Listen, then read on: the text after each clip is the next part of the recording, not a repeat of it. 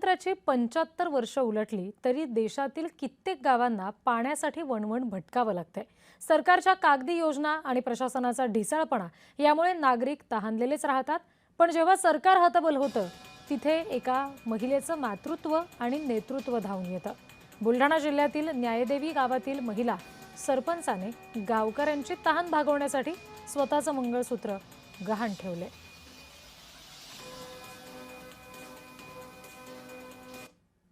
आमच्या गावात पाण्याची पहिले भरतीची समस्या होती। आम्ही सरपंच नव्हतो त्यावेळेस वाटून तेवढे हाल झाले।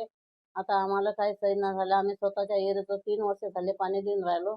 आता घरचे दागिने मालकाचे हातचे दागिने होते ते दागिने म्हणून आम्ही स्वतःच्या डबल विहीर खणली आणि आता लोकांना पाणी देऊन राहिलो। पण तरी पण आम्हाला टाकी जरूर पाहिजे की या गावात तेव्हा पाण्याची समस्या मिटेल आमची। बुलढाणा जिल्ह्यातील खामगाव तालुक्यातली ही सगळी परिस्थिती आहे। न्यायदेवी या नावाचं हे गाव आहे। नावामध्ये जरी न्याय असला तरी या गावाच्या नशिबी मात्र गेल्या अनेक वर्षांपासून पाण्याचा अन्यायच लिहिला गेलेला होता।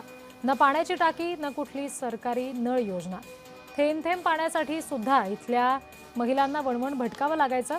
जेव्हा गावातील महिला डोक्यावर हंडा घेऊन डोळ्यात अश्रू आणून ग्रामपंचायतीत आपल्या व्यथा मांडायच्या तेव्हा गावच्या सरपंच वत्सला तायडे यांचं हृदय पिळवटून निघायचं। जंगलातल्या इरीच पाणी आणत जा, लय त्रास आहे म्हणजे अजूनही त्रास आहे। वया झाल्या तरी त्रास आहे म्हणजे पाण्याचा।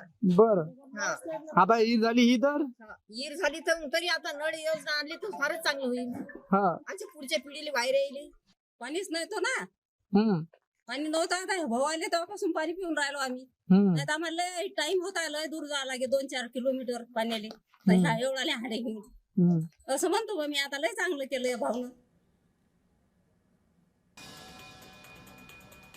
सरकारी मंजुरी आणि निधी कधी येईल याची वाट न पाहता या माऊलीनं एका स्वाभिमानी स्त्रीसाठी सर्वात अमूल्य असलेलं स्वतःचं मंगळसूत्र बँकेत गहाण ठेवलं। स्वतःच्या खिशातून आणि मंगळसूत्र गहाण ठेवून त्यांनी तब्बल 6 लाख रुपये उभे केले।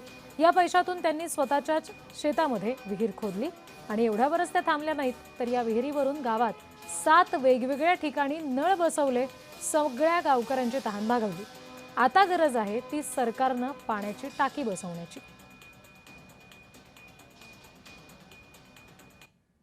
आमच्या आईने घरी बसून आम्ही तर 3.5 वर्ष झालं त्या आईच्या शेतामधून विहीर खोदून लोकांना पाणी पाजायचो। पण यावेळेस फारच दुष्काळ असल्यामुळे त्या विहिरीचं पण पाणी पुरत नसल्याने आम्हाला नवीन विहीर खोदायचं। मग आम्ही ठरवलं घरामध्ये काय करायचं, विहीर खोदायला तर पैसे लागतील। मग आईच्याकडे काही दागिने होते ते थोडीफार बाहेरून मदत आम्ही केली थोडीफार आणि विहीर खोदली। 6-6.5 लाख रुपये खर्च करून विहीर खोदली। गावामध्ये प्रत्येक ठिकाणी चौकामध्ये आम्ही असे नळ दिले।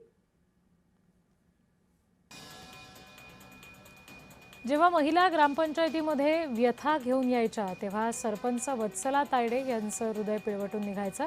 शेवटी सरकारच्या मंजुरीची वाट न पाहता या माऊलीनं एक असा निर्णय घेतला ज्यानं संपूर्ण महाराष्ट्राचेच डोळे उघडले।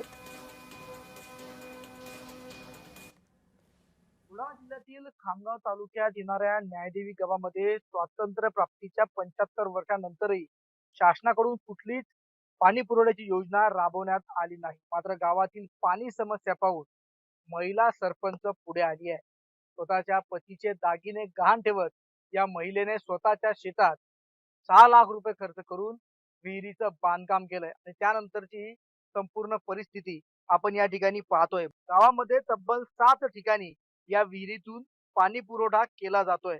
उन्हाळा झाला आणि याचे अनेक उन्हाळे जे आहे गावकऱ्यांनी पाहिलेत, मात्र गावात शासनाकडून अद्याप कुठल्याच प्रकारची योजना राबवली गेली नाही। जल जीवन मिशनवर लाखो रुपये खर्च झाले, मात्र अद्याप गावात एकही पाण्याची टाकी नाहीये। सरपंच असलेल्या या महिलेने पुढाकार घेत गावात स्वतःच्याच शेतामध्ये अशा पद्धतीनं विहिरीचं खोदकाम केलं आणि गावाची तहान भागवली आहे। त्यामुळे या आदर्श महिलेची कहाणीच काही वेगळी आहे। प्रफुल्ल खंडारे, जय महाराष्ट्र न्यूज, बुलढाणा। राज्य लोकसेवा